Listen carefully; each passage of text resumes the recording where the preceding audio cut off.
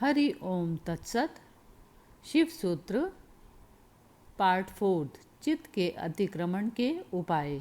चित्तम मंत्र प्रयत्न साधकः गुरु उपायः शरीरम हवि ज्ञानम अन्नम विद्यासंगारे तदत्थ स्वप्रदर्शनम। चित्त ही मंत्र है, प्रयत्न ही साधक है, गुरु उपाय है, शरीर हवि है, ज्ञान ही अन्न है, विद्या के संगार से स्वप्न पैदा होते हैं। चित्त ही मंत्र है। मंत्र का अर्थ है जो बार बार पुनरुक्त करने से शक्ति को अर्जित करे, जिसकी पुनरुक्ति शक्ति बन जाए। जिस विचार को भी बार बार पुनरुक्त करेंगे वह धीरे धीरे आचरण बन जाएगा। जिस विचार को बार बार दोहराएंगे जीवन में वह प्रकट होना शुरू हो जाएगा। जो भी आप हैं वह अनंत बार कुछ विचारों के दोहराए जाने का परिणाम है। सम्मोहन पर बड़ी खोजें हुई हैं। आधुनिक मनोविज्ञान ने सम्मोहन के गहरे तलों को खोजा है। सम्मोहन की प्रक्रिया का गहरा सूत्र एक ही है कि जिस विचार को भी वस्तु में रूपांतरित करना हो उसे जितनी बार हो सके दोहराओ। दोहराने से उसकी लीक बन जाती है। लीक बनने से मन का वही मार्ग हो जाता है जैसे नदी बह जाती है। अगर एक गड्ढा खोद कर राह बना दी जाए नहर बन जाती है। वैसे ही अगर मन में एक लकीर बन जाए किसी भी विचार की तो वह विचार परिणाम में आना शुरू हो जाता है। पुनरुक्ति शक्ति पैदा करती है। मंत्र का अर्थ है किसी चीज़ को बार बार दोहराना। चित्त ही मंत्र है, चित्तम मंत्र। यह कहता है और किसी मंत्र की जरूरत नहीं अगर तुम चित्त को समझ लो। चित्त की प्रक्रिया ही पुनरुक्ति है। तुम्हारा मन क्या कर रहा है जन्मों जन्मों से सिर्फ दोहरा रहा है। सुबह से सांझ तक तुम क्या करते हो? रोज़ वही दोहराते हो जो तुमने कल किया था, जो तुमने परसों किया था, वही तुम आज भी कर रहे हो। मन के स्वरूप को समझो तो यह सूत्र समझ में आएगा। मन की सारी कला पुनरुक्ति है। मन मंत्र है। जो तुमने दोहराया है वही तुम्हारी आदत बन गई और जो तुम दोहराते रहोगे वही तुम्हारे जीवन में आता रहेगा। जन्मों जन्मों से तुमने एक ही बात दोहराई है तो वही बात तुम्हें बार बार उपलब्ध हो जाती है और तुम गलत को दोहराने से बंधे हो। पहली बात, गलत को तोड़ने की जल्दी मत करना। बेहतर यह होगा कि गलत को तोड़ने की कोशिश करने के बजाय तुम सही को करने का नया मंत्र सीखना। तुम सिगरेट पीते हो, कोई हर्जा नहीं। तुम ध्यान सीखना। सिगरेट ध्यान में जरा भी बाधा नहीं है। तुम ध्यान सीखना। तुम ध्यान के मंत्र को सघन करना। जिस दिन ध्यान के मंत्र में तुम सफल होते जाओगे उस दिन तुम्हें आत्मगौरव उपलब्ध होगा। उस आत्मगौरव और ध्यान की सफलता में सिगरेट को छोड़ना आसान हो जाएगा क्योंकि तुमने एक विधायक मंत्र पूरा कर लिया। नकारात्मक मत बनना, अन्यथा तुम मुश्किल में पड़ोगे। पश्चाताप, पाप, पीड़ा और उदासी पकड़ लेगी। साधु मंदिरों में बैठे हैं, सब उदास हैं। उनके जीवन में कोई हंसी नहीं, कोई खुशी नहीं, कोई प्रसन्नता, उत्फुल्लता नहीं, क्योंकि उन्होंने नकारात्मक मंत्रों का उपयोग किया है। नेगेटिव उनकी खोज है। क्या क्या गलत है वह उन्होंने छोड़ा। लेकिन गलत को छोड़ने की जल्दी मत करना, तुम सही को पकड़ना। महावीर ने ध्यान के 4 रूप कहे हैं, 2 गलत 2 सही। दुनिया में किसी भी आदमी ने गलत को ध्यान नहीं कहा। महावीर ने कहा है मनोवैज्ञानिक उनसे राजी होंगे। उन्होंने कहा गलत ध्यान भी ध्यान तो है ही। जैसे क्रोधी ध्यान मग्न हो जाता है क्योंकि क्रोध में सारी दुनिया मिट जाती है। क्रोध में चित्त एकाग्र हो जाता है, इसलिए क्रोध में बड़ी शक्ति आ जाती है। क्रोधी आदमी अपने से दुगने ताकतवर आदमी को उठाकर फेंक देगा क्रोध में। होश में होता क्रोध ना होता तो 25 दफ़ा सोचता कि इस आदमी से झंझट लेने की कोई ज़रूरत नहीं, दुगना ताकतवर है। क्रोध में आदमी बड़ी से बड़ी चट्टान सरका देता है। होश में सोच भी नहीं सकता। क्रोध में आदमी कुछ भी कर लेता है। क्रोध में सारी शक्ति जग जाती है। क्या होता है? बढ़ती हुई शक्ति जो सब तरफ जा रही थी एकाग्र हो जाती है। जैसे किरणें सूरज की इकट्ठी हो जाएं तो आग पैदा हो जाती है, ऐसा क्रोध में चित्त इकट्ठा हो जाता है, आग पैदा हो जाती है। महावीर ने उसको भी ध्यान कहा है। महावीर ने कहा, आत्र और रौद्र दो गलत ध्यान हैं। दुख में भी आदमी ध्यान मग्न हो जाता है। कोई मर गया तब तुम रोते हो, चीखते हो, चिल्लाते हो। बस एक पर ही ध्यान अटक जाता है, गलत ध्यान से बचना। और तुम सभी गलत ध्यान में लगे हो। तुम्हारे जीवन की तकलीफ ही यही है, मूल पीड़ा और बीमारी यही है कि तुमने अपनी आंखें गलत पर जमा ली। क्या क्या गलत है उसे छोड़ना है, और तुम सोच रहे हो कि छोड़ने के लिए ही तुम यह कर रहे हो। इस ध्यान के कारण ही तुम नहीं छोड़ पा रहे। संसार की फिक्र छोड़ दो, तुम परमात्मा पर ध्यान लगाओ। तुम क्रोधी हो, सारी दुनिया क्रोधी है। क्रोध पर आंखें मत गड़ाओ, करुणा पर आंखें गड़ाओ। तुम जो सही है उसको ध्यान में लाओ, और जो जैसे जैसे सही में शक्ति बढ़ेगी, गलत से शक्ति विसर्जित हो जाएगी। क्योंकि शक्ति तो एक ही है, तुम सब तरफ नहीं लगा सकते। अगर तुमने शांत होने की चेष्टा पर ध्यान लगा दिया तो तुम अशांत होना चाहोगे। तब तुम पाओगे कि शक्ति तुम्हारे पास है नहीं, वह शांति की तरफ बह गई। और जिसने शांति का स्वाद ले लिया वह अशांत होना क्यों चाहेगा? अशांत तो वही होता है जिसने शांति का स्वाद नहीं लिया। जिसने परमात्मा का रस नहीं लिया वही संसार में डूबता है, लिप्त होता है। इसे बहुत ठीक से समझना होगा। बुरे को छोड़ने की ही फिक्र मत करना, क्योंकि छोड़ने में ही तुम सम्मोहित हो जाओगे और बुरे को भी तुम छोड़ ना पाओगे। जिसको भी हम छोड़ना चाहते हैं उसमें एक पकड़ आ जाती है। एक बार एक आदमी एक होटल में मेहमान हुआ। मैनेजर ने कहा, हम दे ना सकेंगे कमरा। कमरा तो खाली है, लेकिन उसके नीचे एक आदमी ठहरा हुआ है। वे बहुत उपद्रवी हैं, जरा से भी आवाज़ ऊपर हो गई तो वे बखेड़ा कर देंगे। उनकी वजह से उनके ऊपर का कमरा हमने खाली छोड़ा है। उस आदमी ने कहा, आप चिंता ना करें, मैं बाज़ार में दिन भर उलझा रहूँगा। रात कोई 11-12 बजे लौट कर सो जाऊँगा और 3 बजे की मुझे गाड़ी पकड़ लेनी है। 3 घंटे मुश्किल से मैं इस कमरे में रहूँगा। कोई कारण नहीं है मेरे द्वारा उपद्रव होने का। फिर मैं ध्यान भी रखूँगा। आपने बता दिया तो अच्छा किया। वह आदमी 12 बजे थका मांदा बाजार से काम करके लौटा। बिस्तर पर बैठा एक जूता छोड़कर उसने पटका। फर्श पर गिरा तो उसे ख्याल नहीं आया कि उस आदमी की नींद ना टूट जाए। उसने दूसरा चुपचाप रख दिया। वह सो गया। कोई 15 मिनट बाद नीचे के आदमी ने आकर दस्तक दी। दरवाज़ा खोला तो वह आदमी क्रोध से कँप रहा था। यह घबरा गया। रात अंधेरा, अब क्या? उसने कहा, क्या भूल हो गई? मैं तो सो चुका था। उस आदमी ने कहा, भूल? दूसरे जूते का क्या हुआ? पहला गिरा। मैंने कहा, आ गए। फिर दूसरे का क्या हुआ? मैं सो ही नहीं पा रहा हूँ। वह दूसरा जूता सिर पर लटका हुआ है तो पूछ लूँ, पता चल जाए, निश्चिंतता हो। सब ने दूसरा जूता लटका लिया है। वह नकार का है। वह तुम यह छोड़ना है, यह छोड़ना है, यह बुरा है, और इतनी बुराइयां हैं कि जीवन छोटा मालूम होता है। तुम छोड़ ना पाओगे। जगह जगह बुराई है, कोने कोने में बुराई है, सारा जीवन बुराई से भरा है। और तुम्हारे साधु संत तुम्हें सिर्फ अपराध से भरते हैं, क्योंकि वे तुमसे कहते हैं यह गलत, यह गलत, यह गलत। उनसे सही कि तुम खबर ही ना पाओगे, क्योंकि वे कहते हैं जब तक गलत ना छूटेगा तब तक सही तुम्हें मिलेगा भी कैसे। और उनकी बात तर्कयुक्त मालूम पड़ती है। वह ऐसा कह रहे हैं कि जब तक अंधेरा न जाएगा तब तक प्रकाश जलेगा कैसे।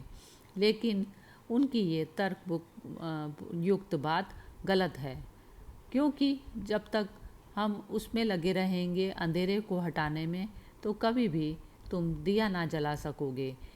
आप तुमने दिए जलाने की तरफ पर ध्यान दिया तो अंधेरा अपने आप गायब हो जाएगा। दुनिया में कोई अंधेरे को कभी नहीं हटा पाया। बुराई कभी नहीं हटाई जा सकती, भलाई लाई जा सकती है। संसार कभी नहीं छोड़ा जा सकता, आत्मा पाई जा सकती है, और आत्मा के पाते ही संसार छूट जाता है। हम उसे पकड़े ही इसलिए हैं कि उससे बेहतर हमें दिखाई नहीं पड़ता, और जब तक बेहतर ना दिखाई पड़े तुम उसे छोड़ोगे भी कैसे। तुम छोड़ना भी चाहोगे तो भी छोड़ ना पाओगे। तुम लड़ोगे, परेशान होंगे, तुम अपने को थका लोगे, मिटा लोगे, लेकिन कहीं ना पहुंच पाओगे।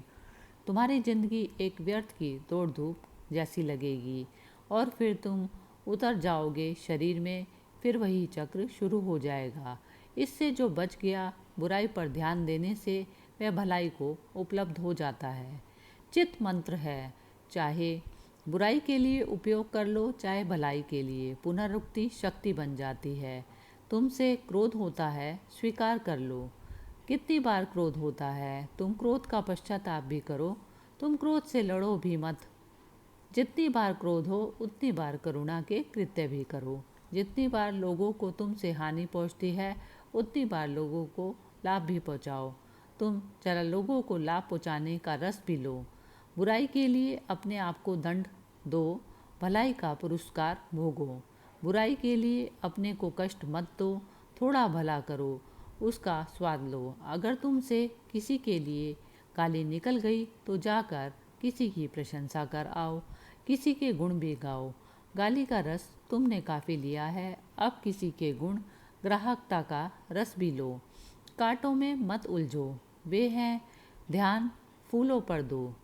एक दफ़ा कांटों से तुम उलझ गए तो फूलों तक तुम पहुंच ही ना पाओगे।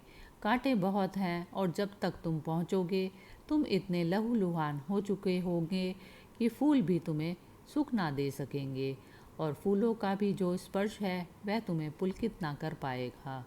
तुम घाव से भर गए होंगे, फूल भी कष्ट देंगे, क्योंकि घाव पहले ही लगा है तो फूल भी पीड़ा देगा। कांटों पर ध्यान मत दो, ध्यान फूल पर दो। और अगर तुम फूल के रस में डूब गए तो तुम एक दिन पाओगे कि कांटे है ही नहीं, क्योंकि फूल के रस में जो डूब जाए उसे कांटे भी चुभ नहीं सकते। विस्मय विमुग्ध हो जाने का है। असली बात परमात्मा की शराब पी लेने का है। तब तुम्हें इस संसार की शराबें आकर्षित ना करेंगी, अन्यथा तुम लड़ोगे उन्हीं से और उन्हीं से पराजित होंगे। बुराई से जो लड़ता है वह बुराई से पराजित होता है। बुराई से लड़ने वाला मन बुराई का मंत्र बना लेता है, क्योंकि चित्त मंत्र है। चित्त की इस प्रक्रिया को समझो कि चित्त दोहराता है। एक साथ दिन अपने चित्त का निरीक्षण करो, लिखो चित्त जो जो दोहराता है, और तुम पाओगे एक वर्तुलाकार चित्त का भ्रमण है। अगर तुम ठीक से निरीक्षण करोगे तो तुम पाओगे जैसे रात आती है, दिन आता है, सुबह होती है, साँझ होती है, ऐसे ही चित्त में क्रोध का बंधा हुआ समय है, प्रेम का बंधा हुआ समय है, काम वासना का बंधा हुआ समय है, लोभ का बंधा हुआ समय है। ठीक उसी समय पर तुम्हें लोभ पकड़ता है जैसे भूख पकड़ती है, लेकिन तुमने कभी निरीक्षण नहीं किया। अन्यथा तुम अपना 28 दिन का कैलेंडर बना सकते हो, और तुम लिख सकते हो कि सोमवार की सुबह मुझे सावधान, पत्नी बच्चे घर में जान सकते हैं कि सोमवार की सुबह पिताजी से ज़रा दूर रहना, और इसका उपयोग करके देख सकते हो, क्योंकि सोमवार की सुबह अगर ठीक से निरीक्षण तुमने किया कुछ दिनों में, तो तुम पकड़ लोगे कि जहाँ वर्तुल की तरह तुम्हारा मन घूमता है, शरीर ही वर्तुलाकार नहीं है, बल्कि मन भी तुम्हारा वर्तुलाकार है। इस जगत में सभी गतियाँ वर्तुलाकार हैं। चांद तारे गोल घूमते हैं, जमीन गोल घूमती है। इस वर्तुल के बाहर सिर्फ एक चीज़ है, वह है ध्यान, जो अपने आप नहीं घटती, बाकी सब अपने आप घटेगा। तुम्हें कुछ करने की ज़रूरत नहीं। तुम चक्के पर बैठे रहो, चक्का अपने आप घूम रहा है, तुम उसमें बंधे हुए घूमते रहो। सिर्फ एक घटना है जो वर्तुल के बाहर है, कि तुम छलांग लगाकर इस चक्र के बाहर निकल जाओ। वह है ध्यान। वह अपने आप नहीं घटता, वह कभी किसी बुद्ध को घटता है। ध्यान एक स्थिति है, मन एक गति है। ध्यान ठहराव का नाम है, मन भटकाव का नाम है। और भटकाव भी कुछ नई जगहों पर नहीं, वही जगह फिर वही जगह फिर कोलू के बैल की तरह तुम घूम रहे हो। सचेत होकर देखोगे तो समझ आ जाएगा, यह कोई सिद्धांत नहीं, यह तथ्य है। यह कोई दर्शन शास्त्र का सिद्धांत नहीं, तुम्हारे मन का वर्तुलाकार भ्रमण, तुम्हारे मन का मंत्र की भांति होना, यह तुम्हारे जीवन का लक्ष्य है। जिन्होंने जीवन को समझने की कोशिश की है, उन्होंने इसका आविष्कार किया है। यह कोई विचार से निर्णित सिद्धांत नहीं है, अनुभव से पाया गया तथ्य है। तुम भी इसे अनुभव से पा सकते हो, इसलिए मानने की जरूरत नहीं। शिव कहते हैं, इसलिए मानने की कोई ज़रूरत नहीं, तुम्हारे पास आंखें हैं, आंखें बंद करके मन को ज़रा कुछ दिनों तक देखते रहो। तब तुम हैरान हो जाओगे, तब तुम पाओगे कि तुम इस चाक से बंधे हो और सारी प्रकृति इस चाक से बंधी है। तुम्हारी मनुष्यता की घोषणा इसमें नहीं है, तुम्हारी गरिमा इसमें नहीं है। तुम्हारी गरिमा इसके बाहर उतर जाने में है। उसी क्षण तुम बुद्धत्व को उपलब्ध हो जाते हो, या उसको शिवत्व भी कह सकते हैं। चित्त मंत्र है, पुनरुक्ति चित्त का स्वभाव है, रेपिटिशन। इसलिए चित्त के जगत में कभी कोई नई चीज़ नहीं होती। चित्त के जगत में कभी कोई मौलिक तत्व नहीं घटता, वहाँ सब कुछ बासा और पुराना है। तुम उसी उसी की जुगाली करते हो। चित्त जुगाली कर रहा है। तुम जो भी लेते हो भोजन की तरह चित्त में, फिर चित्त उसकी जुगाली करता रहता है। एक किताब तुमने पढ़ी, फिर चित्त में वह चलने लगेगी, फिर 24 घंटे वह चित्त में चलने लगेगी। एक चक्र शुरू हो जाएगा। चित्त फिर उसे चबाएगा, पचाएगा, पुनरुक्त करेगा, लेकिन चित्त में नया कभी नहीं घटता। मौलिक चित्त में कभी नहीं रमता। और आत्मा मौलिक तत्व है, परमात्मा परम मौलिकता है, वह नवीनता है, उससे ज़्यादा ताज़ा और कुछ नहीं। चित्त से वह उपलब्ध ना होगा, चित्त के मंत्र को तोड़ना पड़ेगा। ये सूत्र ठीक से समझना जरूरी है। चित्त ही मंत्र है और प्रयत्न साधक है। दूसरा सूत्र, प्रयत्न का अर्थ है इस चित्त के चक्र के बाहर निकलने की चेष्टा करना। जो निकल गया वह सिद्ध है, जो निकलने की चेष्टा कर रहा है वह साधक है, और महत प्रयत्न करना होगा, तभी तुम निकल पाओगे। उतना ही प्रयत्न करना होगा जितना चित्त को बांधने में तुमने किया। लेकिन बड़ी कठिनाई की बात यह है कि उसी चित्त से तुम देखते हो, इसीलिए तुम जो देखते हो चित्त उसे अपने ही रंग में रंग देता है। यह बड़ी कठिनाई है। एक बार एक आदमी शराब पीकर एक बस में सवार हुआ। एक बूढ़ी औरत जिसके बाल सब सफ़ेद हो गए थे, उसे बड़ी दया आई। वह आदमी अभी जवान था, मुंह से शराब की बदबू आ रही थी। तो उस बूढ़ी औरत ने कहा, बेटे तुम्हें होश है क्या नहीं? तुम सीधी नरक की यात्रा पर जा रहे हो। तब वह आदमी उछक कर खड़ा हुआ। उसने कहा, रोको भाई, मैं गलत बस में सवार हो गया। वह जो चित्त है अगर शराब में डूबा है तो वह हर चीज़ को अपने में रंग देगा। वे समझे कि यह बस नरक जा रही है। तुम्हारा चित्त 24 घंटे यही कर रहा है। इसलिए बड़ी से बड़ी जटिल बात यह है कि चित्त को अलग करके सुनने की चेष्टा करना। वही श्रावक, वही सम्यक श्रवण कि चित्त को तुम हटा दो और सीधा सुनो। प्रयत्न साधक है, चेष्टा करनी पड़ेगी, महज चेष्टा करनी पड़ेगी। आलस्य में पड़े रहने से तुम इसके बाहर ना हो पाओगे। इस वर्तुल के कैसे कोई पड़ा पड़ा वर्तुल के बाहर हो जाएगा? पड़ा पड़ा तो वर्तुल घूमता ही रहेगा, चक्र घूमता ही रहेगा, और डर के कारण कहीं तुम गिर ना जाओ, तुम उसे जोर से पकड़े रहोगे। अगर तुमने कभी जंगल में बहेलियों को देखा है, तोतों को पकड़ते तो बहेलियाँ बड़ी सीधी तरकीब का उपयोग करते हैं। वे तरकीब तुम्हारा चित्त तुम्हारे लिए कर रहा है। वे रस्सी बांध देते हैं, तोते उस पर आकर बैठ जाते हैं, वजन के कारण उल्टे होकर लटक जाते हैं। रस्सी पर बैठा नहीं जा सकता, तोता रस्सी पर आकर बैठता है, वजन के कारण उल्टा हो जाता है, उल्टा लटक कर घबरा जाता है, घबरा कर रस्सी को जोर से पकड़ लेता है कि कहीं गिर ना जाऊं। अब मुश्किल में पड़ा। अगर छोड़े रस्सी को तो डर लगता है कि गिर पड़ूंगा। कुछ पकड़ने की जरूरत नहीं, वे अपने आप पकड़े गए। वह बहेलिया आकर उनको पकड़ कर ले जाएगा। यह तोता भूल ही गया कि मेरे पास पंख हैं। गिरने का कोई कारण नहीं, कोई भय नहीं, लेकिन एक दफ़ा रस्सी पर उल्टे लटक कर तुमको भी यही भय लगता है कि चक्के से अगर उतरे तो क्या होगा, खो जाएंगे, भटक जाएंगे। खाली होना तुम पसंद ना करोगे, नरक भी है, कम से कम भरे तो हो। वह तोता लटका है, डर रहा है कि कहीं सब कुछ खो ना जाए। शक उसे भी हो रहा है कि फंस गए, लेकिन फंसा होना ठीक है, कम से कम गिरने से। इस चाक को तुम वहीं पकड़े हो, चाक तुम्हें नहीं पकड़े है। मन तुम्हें नहीं पकड़े हुए है। अगर मन तुम्हें पकड़े होता तो फिर बुद्ध महावीर पैदा नहीं हो सकते थे, क्योंकि वह उनको भी पकड़े रहता। वे भागते क्या होता, मन उनको पकड़े रहता, मन उनका पीछा करता। नहीं, मन तुम्हें नहीं पकड़े, मन को डर के कारण तुमने ही पकड़ा है। और तुम इतने ज़ोर से पकड़े हो कि फिर भी तुम जाते हो साधु संतों के पास पूछने के लिए कि मन से छुटकारा कैसे हो। मन से छुटकारे के लिए किसी से पूछने की कोई ज़रूरत नहीं। इतना ही समझ लेना ज़रूरी है कि तुमने पकड़ा है। तुम्हारे अतिरिक्त जीवन में कोई और नहीं जो इसका जिम्मेवार हो। पर पकड़ना सब सुविधापूर्ण हो गया है, क्योंकि तुम सदा से पकड़े हो। उसकी आदत हो गई है। उसमें कुछ श्रम नहीं लगता, छोड़ने में श्रम लगेगा। अगर तुमने मुट्ठी जन्मों जन्मों से बांध रखी है तो खोलना मुश्किल होगा। जड़ हो गई है, अंगुलियां हाथ बन गया है।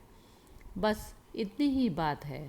थोड़े से प्रयत्न की ज़रूरत है कि मांसपेशियां फिर सजग हो जाएं, खून फिर हाथ अंगुलियों में दौड़ने लगे और तुम खोलने में समर्थ हो जाओ। जिसे बांधा है वह खुल सकता है, इतना तो पक्का है, नहीं तो बांधते कैसे। मुट्ठी बनती है क्योंकि खुल सकती है।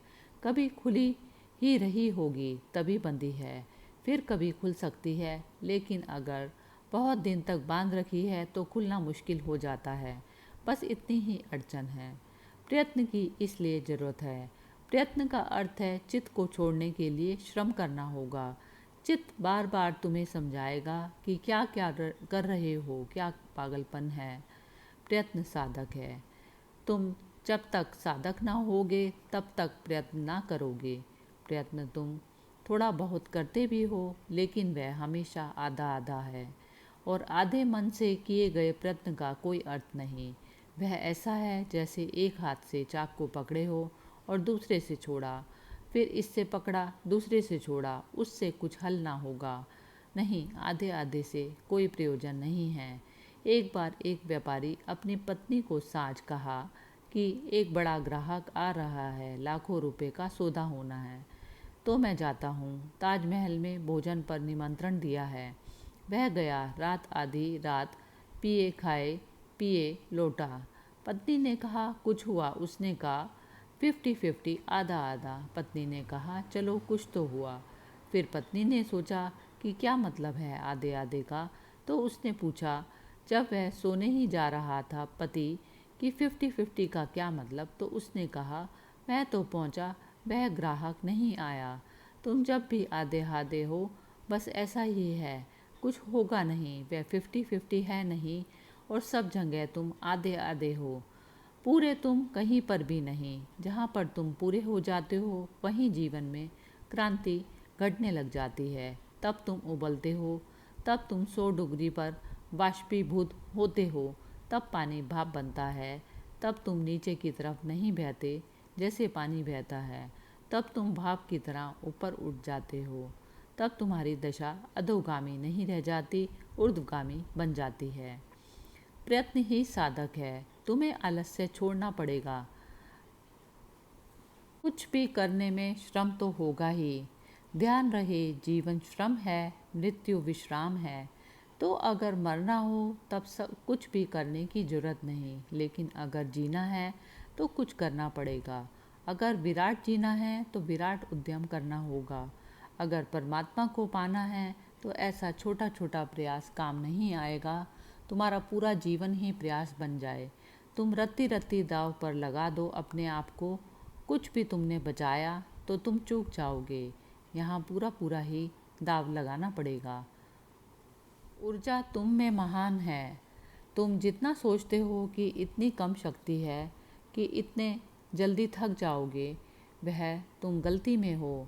मनुष्य के शरीर में शक्ति के ऊर्जा के 3 तल हैं। एक तल ऊपर का है जो रोज़मर्रा के काम के लिए है, जैसे तुम जेब खर्च के लिए खीसे में कुछ रुपए डालकर रखते हो। वह तुम्हारी पूरी संपदा नहीं है, वह जेब खर्च के लिए है कि बाजार गए कुछ सामान वगैरह लाना, कुछ रुपए। एक बार एक आदमी गांव से गुजर रहा था। बाहर अंधेरा था। 4 आदमियों ने पकड़कर उस पर हमला कर दिया। उसने इस भयंकर ढंग से लड़ाई की कि चारों को पछाड़ दिया। बामुश्किल वे 4 उस पर कब्जा कर पाए, बामुश्किल। और जब उसके खीसे में हाथ डाला तो केवल 7 पैसे थे। तो उन्होंने कहा, हद कर दी, 7 पैसे के लिए तुम इतना लड़े। तब उस आदमी ने कहा, मैं नहीं समझा कि तुम 7 पैसे के लिए इतना लड़े। बाएं पैर के जूते में 500 रुपये छिपा रखे हैं। लेकिन तब उन्होंने भी हिम्मत ना की उसका बायां जूता खोलने की, क्योंकि जो 7 पैसे के लिए ऐसा भयंकर श्रम किया। उन्होंने कहा, नमस्कार, फिर कभी। वह जो तुम्हारी रोज़मर्रा की ऊर्जा है वह 7 पैसे से ज़्यादा नहीं है। वह रोज़ के काम के लिए है। उठना बैठना, भोजन करना, पचाना, सोना, काम धाम ऊपर का अंग है। जब तुम ध्यान शुरू करते हो वह चुक जाती है, जल्दी चुक जाती है, क्योंकि ध्यान उसने कभी किया नहीं। वह एक नया क्रम चालू हो गया। अगर तुम उसकी ही बात मानकर रुक गए तो तुम कभी ध्यान ना कर पाओगे। उसकी तुम मत सुनो। अगर तुम किए ही गए, जल्द ही तुम पाओगे दूसरे तल की ऊर्जा संलग्न हो गई।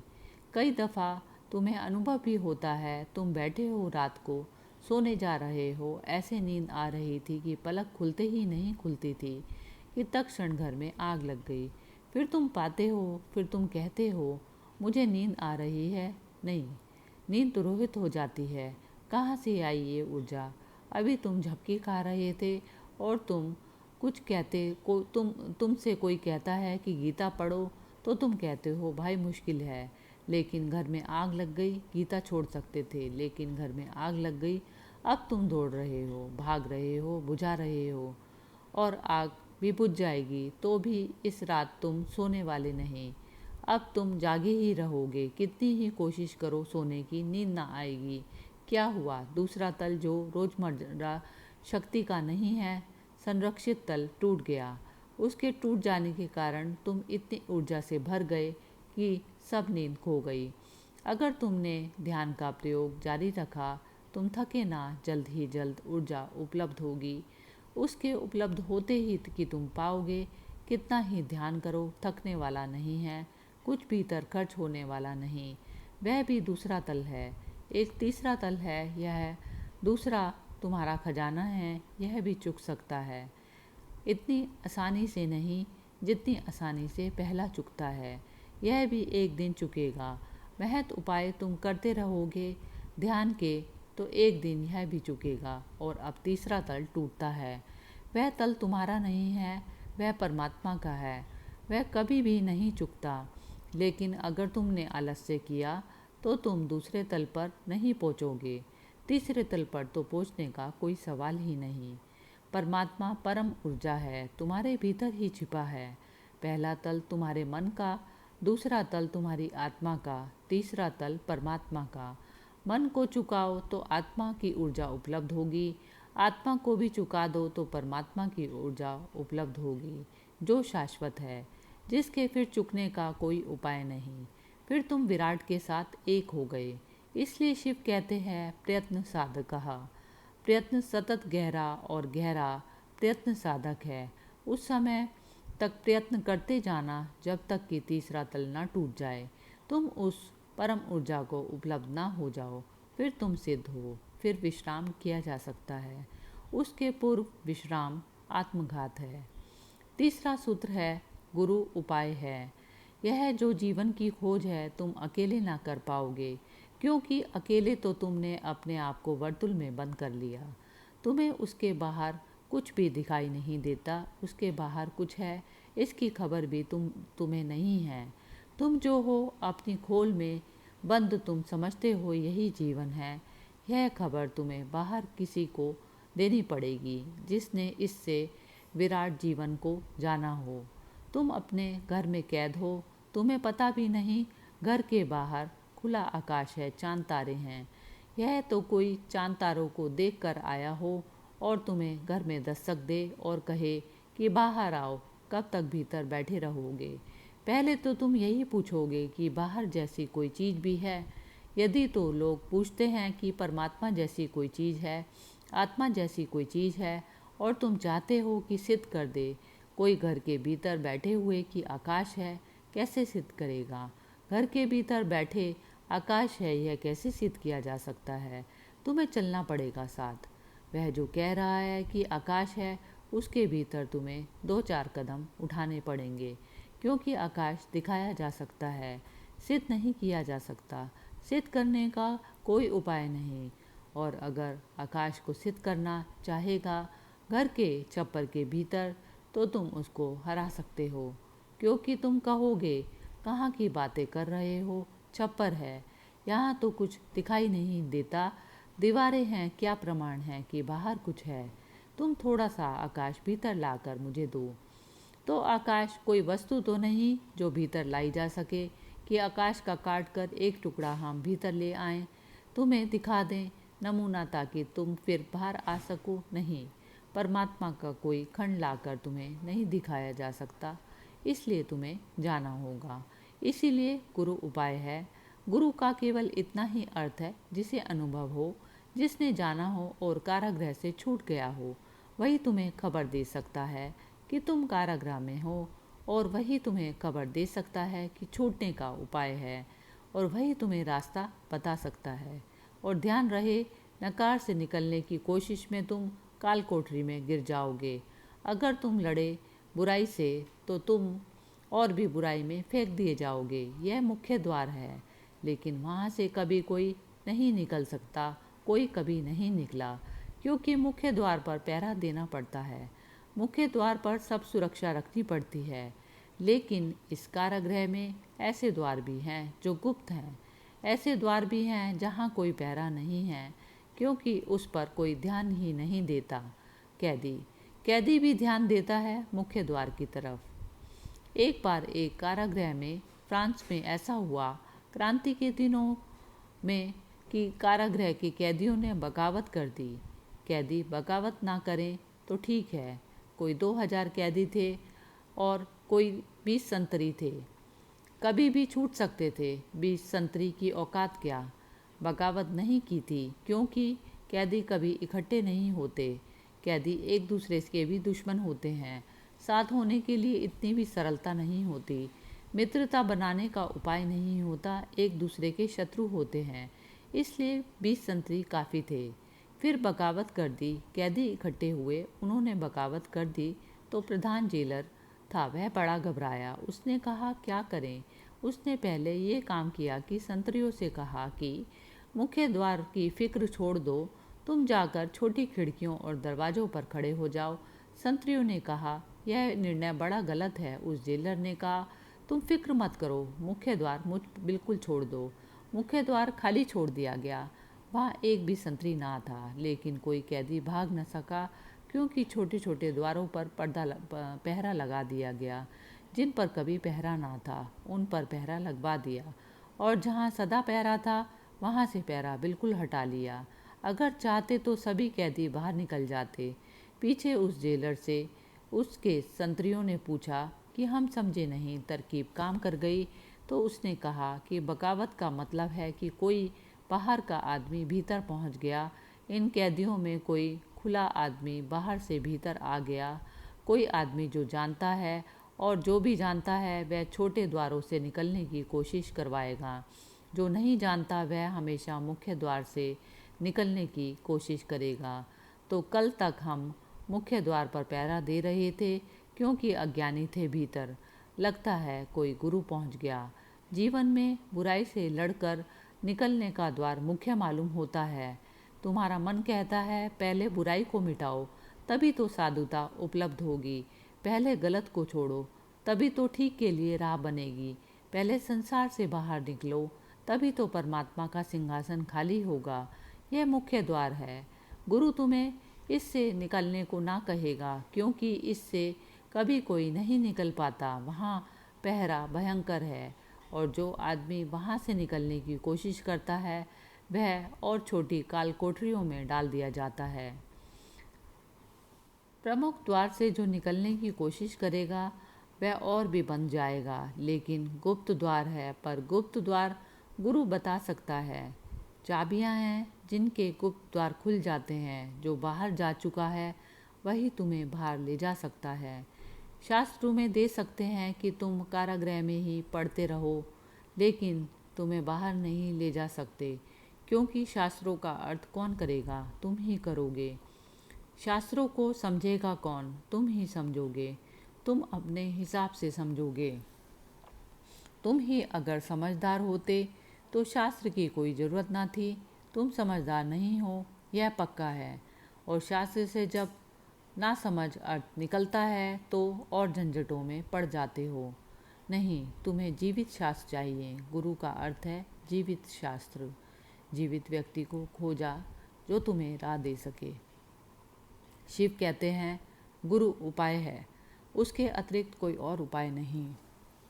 और तुमने अगर अपने ही हाथ से चेष्टा की सुलझाने की तो उलझ जाने का ज़्यादा डर है, क्योंकि मन बड़ा सूक्ष्म यंत्र है। अक्सर ऐसा होता है कि हम ही सुलझा लें। अक्सर ऐसा होता है कि तुम्हारी घड़ी बंद हो गई हो तो दिल में होता है खोल कर इसे ठीक कर लें। सभी का दिल होता है, और जितना ना समझ आदमी हो उतना जल्दी दिल होता है। छोटा बच्चा तो बिल्कुल खोल कर ही बैठ जाएगा, क्योंकि उसे लगता है कि नहीं, इसमें ऐसी क्या अड़चन है, चलती थी अभी नहीं चलती, जरा खोल के देख लें। घड़ी कोई बहुत जटिल यंत्र नहीं, लेकिन अगर तुमने सुधारने की कोशिश करी तो तुम्हारी हालत वैसी हो जाएगी जैसा कि एक बार एक आदमी के साथ पे हुआ। एक बार एक आदमी घड़ी साज की दुकान पर गया। उसने अपनी घड़ी को जो खंड खंड कर दी, टुकड़े टुकड़े थी, पर वह उसकी टेबल पर रखी। उस आदमी ने चौंक कर पहले तो घड़ी को देखा, घड़ी साज ने फिर उस आदमी को देखा। उस आदमी को देखकर वह बड़ा हैरान हुआ कि यह हाथ में से कैसे गिर गई। उस घड़ी साज ने कहा कि मैं हैरान हूँ कि तुमने इसे कैसे उठाया। अब इसमें कुछ किया नहीं जा सकता, यह गिरने से नहीं बिगड़ी है।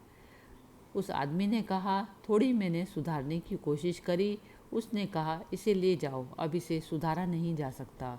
घड़ी बिल्कुल साधारण यंत्र है, कोई बहुत जटिल नहीं।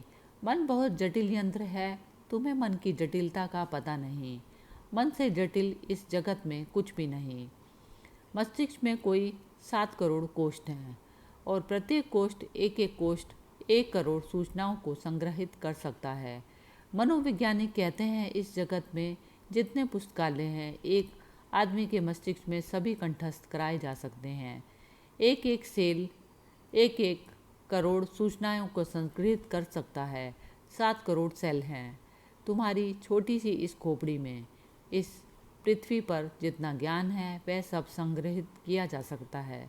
इतनी छोटी सी खोपड़ी है, मुश्किल से कोई 1.5 किलो का वजन है, और 7 करोड़ तंतु हैं जो आँख से नहीं देखे जा सकते। तंतु बहुत बारीक हैं, इसलिए मस्तिष्क का ऑपरेशन अभी तक रुका रहा।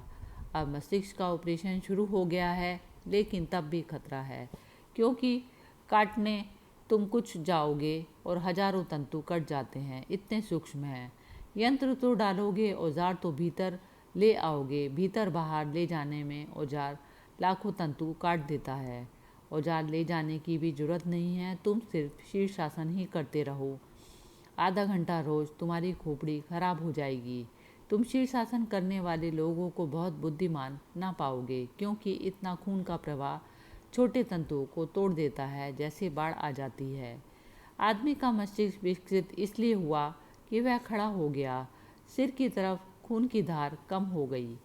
जानवरों का मस्तिष्क विकसित नहीं हुआ, क्योंकि उनकी खोपड़ी और उनका शरीर एक ही तल में है, तो उनके पास मोटे स्नायु हैं, पतले स्नायु नहीं हैं। आदमी की सारी प्रतिष्ठा और खूबी यह है कि वह खड़ा हो गया। खड़े होने से गुरुत्वाकर्षण की धारा उसके खून को नीचे की तरफ खींचती है और फेफड़ों को पंप करना पड़ता है। खून तब सिर तक पहुंचता है। बहुत कम खून पहुंच पाता है, इसलिए सूक्ष्म तंतु विकसित हो गए। अगर बाढ़ आए तो बड़े बड़े झाड़ बह जाएंगे, छोटे पौधों का क्या।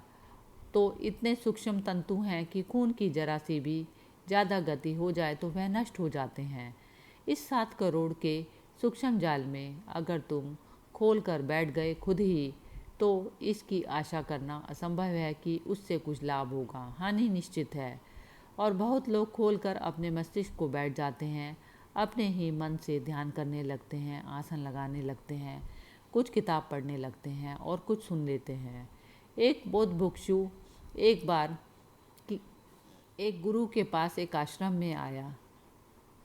सब तरह के इलाज किए, लेकिन उसे नींद नहीं आती थी। कुछ भी उपाय काम नहीं कर पा रहे थे और 3 साल तक जो नहीं सोए, उसकी हालत तुम समझ सकते हो। वह बिल्कुल विक्षिप्त अवस्था थी। तब गुरु ने उनसे पूछा कि वह किसी डॉक्टर ने उससे पूछा ही नहीं, डॉक्टर ने उसकी चिकित्सा शुरू कर दी। जांच पड़ताल की, शरीर की, खून का दबाव, हृदय की स्थिति, सारा सब जांच पड़ताल करके इलाज शुरू किया गया। वह उसकी बीमारी नहीं है। वे सज्जन एक ध्यान कर रहे हैं। एक प्राचीन परंपरा है बौद्धों की, विपस्सना। वे विपस्सना ध्यान कर रहे हैं। वह ध्यान उन्होंने शास्त्र से सीधा पढ़ लिया, क्योंकि गुरु को एक एक शिष्य को ख्याल में रखना पड़ेगा, और अगर वह सामूहिक पद्धति विकसित करता है तो वह समूह को ध्यान में रखेगा। लेकिन शास्त्र तो आपका ध्यान नहीं रख सकते कि कौन पढ़ेगा। कोई भी पढ़ेगा, और शास्त्र हजारों साल तक जीते हैं। तो बहुत पुरानी विपस्सना की पद्धति है, वह उन्होंने पढ़ ली और उस पर प्रयोग शुरू कर दिया। फिर उसमें उन्हें रस आ गया, क्योंकि पद्धति बड़ी कीमती थी। बुद्ध ने खुद उपयोग किया है। लेकिन तुम्हें पता नहीं कि जब रस आ जाए तो कहाँ रुकना, क्योंकि रस भी ज़्यादा हो जाए तो जहर हो जाता है। तो रस उन्हें इतना आया कि वे 24 घंटे उसे भीतर साधने लगे। जब तुम किसी चीज़ को 24 घंटे साधोगे, नींद खो जाएगी, क्योंकि भीतर अगर इतना प्रयत्न चलाओगे तो नींद के आने की संभावना नहीं। फिर उन्होंने वर्षों तक यह प्रयोग किया कि जिन तंतुओं से नींद आती है वे तंतु टूट गए। तो अब नींद का कोई उपाय नहीं, क्योंकि डॉक्टर भी साथ दे सकता है। अगर तंतु मौजूद हों तो ट्रैंकुलाइज़र जाकर उन तंतुओं को शिथिल कर देगा और आप सो जाएंगे। लेकिन अगर तंतु ही टूट गए तो अब डॉक्टर क्या करेगा।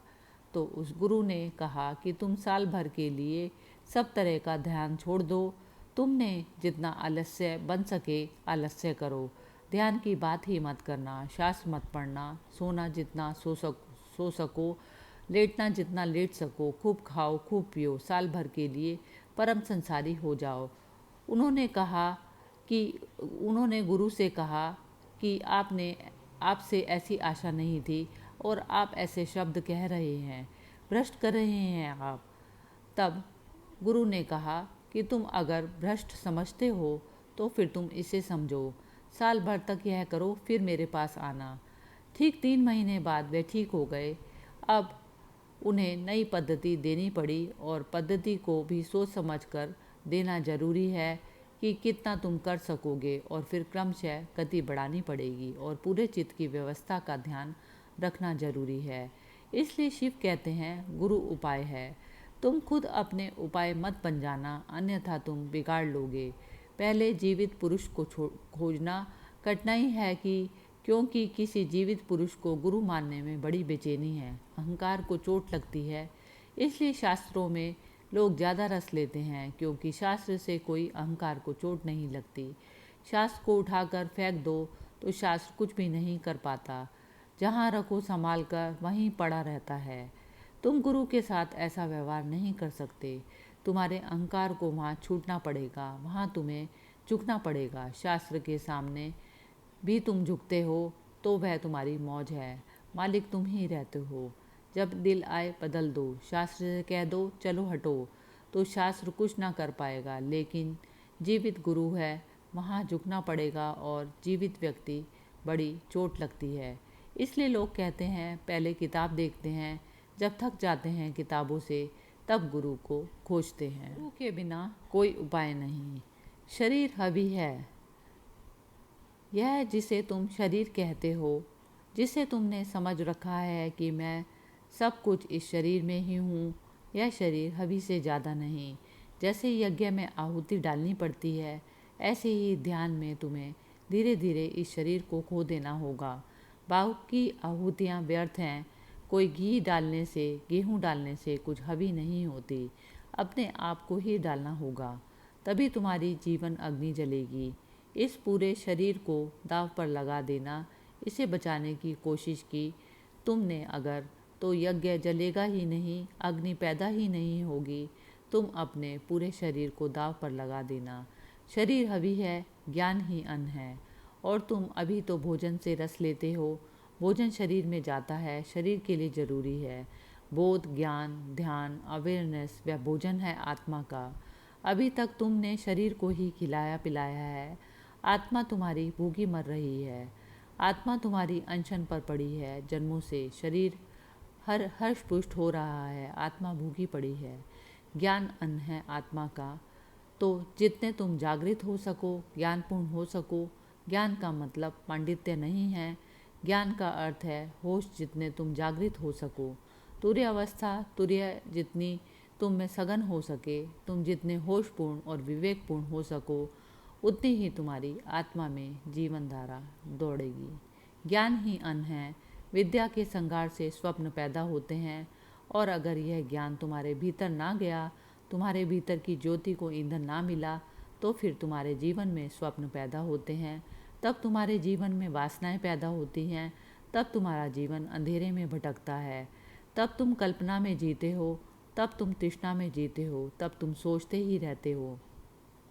ज्ञान तुम्हें जगाएगा अभी और यहीं, इस क्षण के प्रति।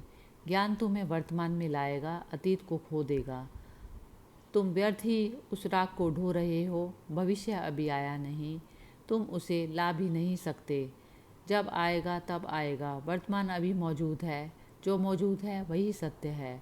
स्वप्न का अर्थ है जो मौजूद नहीं है उसमें भटकना। यह सूत्र ध्यान रखना है। विद्या के संघार से स्वप्न पैदा होते हैं। जब तुम्हारे भीतर ज्ञान नहीं होता, आत्मा जागृत नहीं होती, तो तुम सपनों में खोए रहते हो। अतीत भविष्य सब खो जाते हैं, वर्तमान ना कुछ। और वर्तमान ही सब कुछ है।